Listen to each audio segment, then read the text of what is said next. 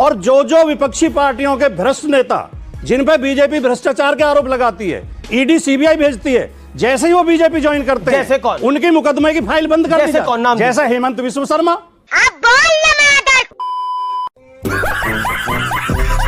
Hello दोस्तों, कैसे हैं आप लोग? उम्मीद करते अच्छे होंगे, मस्त होंगे। आज की वीडियो बहुत मज़ेदार होने वाली है। आज एक गोदी मीडिया का एंकर है, उसके बारे में हम बात करेंगे, जिसका नाम अमीश देवगन है। यह एक ऐसा पत्रकार है जो पूरी तरीके से मोदी को समर्पित है, उनके कारनामों के लिए और उनकी मोदी भक्ति के लिए। जो एक तरह से इनको एक जो काम दिया जाता है, मोदी की प्रशंसा करना बिना किसी वजह से, बिना किसी कारण, उसी में से आज हम अमीश देवगन के पत्रकारिता को देखेंगे और किस हद तक वह पत्रकारिता करता है अपने में और मोदी भक्ति करता है। पत्रकारिता का मोदी भक्ति अधिक करता है। पहले तू थोड़ी मर्यादा रखिए। मजा आया। ये धोखेबाजी की कला है, लोगों को धोखा देना, लोगों को बहकाना कोई कला नहीं है, ये धोखेबाजी है। बात तो सही है। तो विपक्ष की क्या? आपने बोला मोदी जी की कमियां तो आप पिछले 10-11 साल से गिनाई रहे हैं, विपक्ष की मजबूतियां गिनाइए। अरे चाटुकार गुल्लू, तुझे इतना भी नहीं पता है कि सत्ता से सवाल पूछा जाता है। सत्ता 10 साल से क्या कर रही है उसके बारे में पूछा जाता है, उसने क्या किया है उसके बारे में पूछा जाता है। ये उल्टा विपक्ष से पूछ रहा है कि विपक्ष ने 10-12 सालों में क्या किया है। मतलब विपक्ष सरकार चला रही है, इसका दिमाग मतलब घास वास चलने गया है क्या?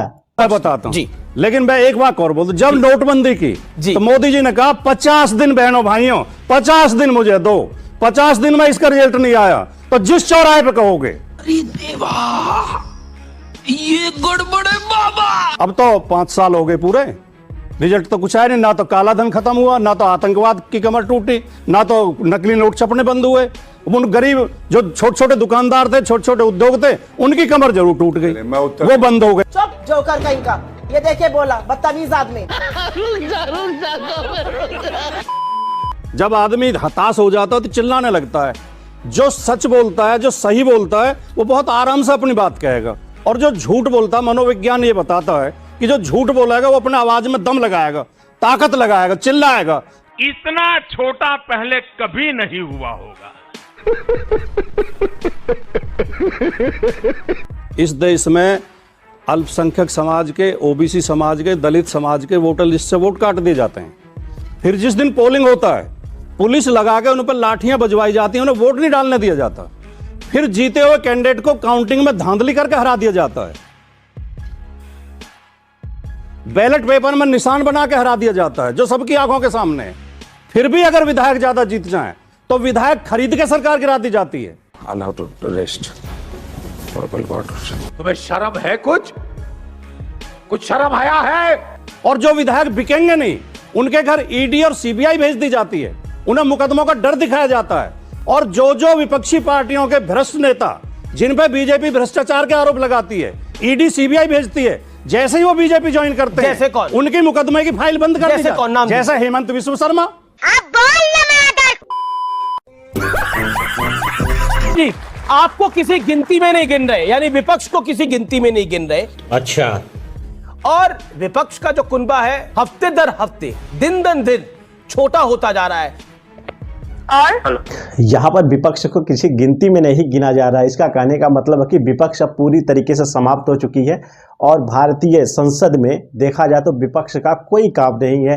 ऐसे गोदी मीडिया के अगर एंकर होंगे तो ये खुद में खुद प्रधानमंत्री की प्रशंसा दिन पर दिन करते ही रहते हैं, और यहाँ पर विपक्ष जो कि सत्ता से सवाल पूछता है उसका यहाँ पर कोई काम नहीं है। यहाँ पर गुल्लू ये है जो बताना चाहता है गोदी मीडिया का।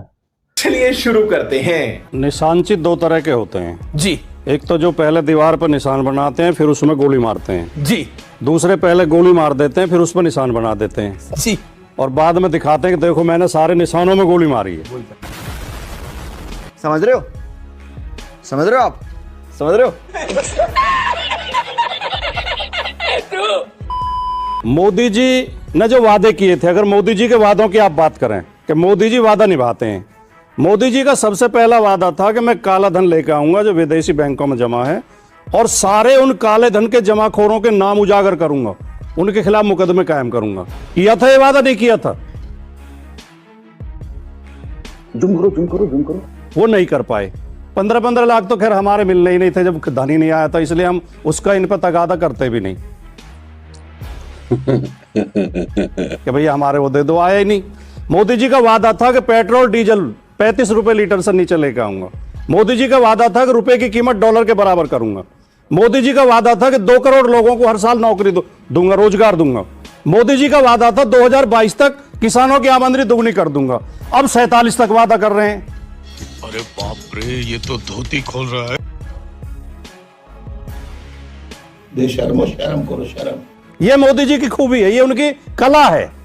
इसे तो इस कला को आप भी मान रहे हैं? इस कला को आप भी मान रहे हैं? यहाँ पर एक विपक्ष के प्रवक्ता है, वो मोदी की खामियों को दिखा रहे हैं, उसको गिना रहे हैं कि मोदी ने जो जो बोला तो वो कोई काम नहीं किया है। लेकिन इस बेवकूफ़ को कोई नहीं पता है कि मोदी की यहाँ पर बुराई की जा रही है। वो सिर्फ और सिर्फ अपने आप को दिखाना चाहता है कि हाँ मोदी जी यहाँ पर बड़े हैं, और यहाँ पर विपक्ष भी साबित कर रहा है। क्या आपको लगता है कि बीजेपी एक हाई मॉरल लेकर कि हम अपने वादे निभा रहे हैं? हम लोगों को तो नहीं लगता है, तेरे जैसे चूतियों को ही लगता है कि बीजेपी अपने हाई मोरल वाले जो वादे किए थे वो निभा रही है। ऐसा कुछ भी नहीं है। 16 लाख इन लोगों ने कहा था कि पर व्यक्ति के अकाउंट में डालना है, कुछ नहीं हुआ। 2 करोड़ रोजगार, कुछ भी नहीं हुआ। इनके जितने भी वादे किए गए थे कोई फर्क नहीं पड़ता मोदी सरकार क्या कर रही है। लेकिन गुल्लू है और जो गोदी मीडिया एंकर है, इनको बस उनकी प्रशंसा करना है। और राम मंदिर का वादा निभाया भी, 370 का बड़ा वादा जो था वो निभाया भी, यूसीसी उत्तराखंड में निभा ही दिया। क्या आपको लगता है कि आपको गिनती में नहीं गिन रहे? अभी बदत है भाई, अभी बदत है। अभी मजा आएगा ना भिड़ो। अच्छा, गोदी मीडिया के एंकरों को ऐसा क्यों लगता है कि राम मंदिर बन गया और 370 हट गया तो यहाँ पर भारत की जो उपलब्धियां हैं वो चरम पर पहुंच चुकी हैं? इन्हें कौन समझाए कि इसके अलावा भी बेरोजगारी और सारे ऐसे मुद्दे हैं जो अभी भी पब्लिक पूरी तरीके से त्रस्त है। इसमें मोदी जो सरकार है पूरी तरीके से नाकाम हुई है। इसको इनको दिखाने की कोई नहीं पड़ी है, सिर्फ मोदी भक्ति दिखाना है इनको। अगर पलट के मैं आपको 4 शब्द बोल दूं तो कैसा लगेगा? मैं नहीं बोलूंगा। ऐसा मत करो मेरी जान, लाइफ में कुछ अच्छा करो यार। दोस्तों, आप लोगों को हमारी ये वीडियो कैसी लगी हमें कमेंट बॉक्स में कमेंट जरूर करें। अगर आप लोगों ने हमारे चैनल को सब्सक्राइब नहीं किया है तो उसे सब्सक्राइब करें। हम मिलेंगे आपसे नई वीडियो में, तब तक के लिए नमस्कार, जय हिंद, जय भारत।